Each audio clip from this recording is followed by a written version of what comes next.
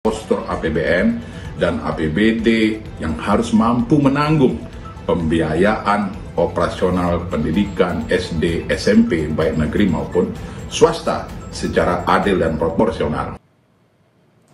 Wakil Ketua Komisi 10 DPR fraksi PKB, Lalu Hadrian Irvani, menjamin putusan MK akan dimasukkan dalam revisi Undang-Undang Sistem Pendidikan Nasional. Meski demikian, Komisi 10 menyoroti kesiapan anggaran agar APBN dan APBD bisa menanggung pembiayaan operasional pendidikan. DPR juga menekankan perlunya mekanisme yang transparan untuk memastikan sekolah swasta mendapatkan subsidi yang memadai tanpa mengorbankan kualitas dan kemandirian pengelolaan keuangan. Kita juga perlu menyoroti pentingnya kesiapan anggaran dan tata kelola pendidikan nasional melalui pemerintah, maka perlu postur APBN dan APBD yang harus mampu menanggung pembiayaan operasional pendidikan SD, SMP, baik negeri maupun swasta secara adil dan proporsional.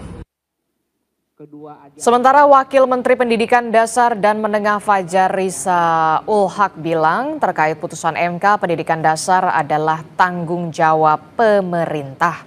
Meski demikian, terkait dengan teknis pelaksanaannya, Kemendikdasmen akan mengkaji lebih dulu karena belum menerima salinan resmi putusan MK tersebut. Ini juga akan terkait dengan pemerintah daerah karena urusan pendidikan bukan kewenangan absolut pemerintah pusat, tapi juga menjadi tanggung jawab pemerintah daerah karena bersifat konkuren. Ya, kami sedang dalam proses pengkajian di internal, tentu juga kita akan menunggu apa arahan Bapak Presiden mengenai hal ini.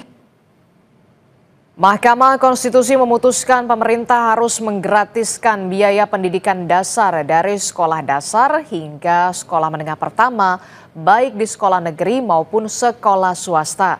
Putusan itu merupakan hasil uji materi atas pasal 34 ayat 2 Undang-Undang tentang Sistem Pendidikan Nasional yang diajukan Jaringan Pemantau Pendidikan Indonesia dan 2 orang ibu rumah tangga serta seorang PNS. Dalam pertimbangannya, MK menilai frasa wajib belajar tanpa biaya selama ini hanya berlaku bagi sekolah negeri.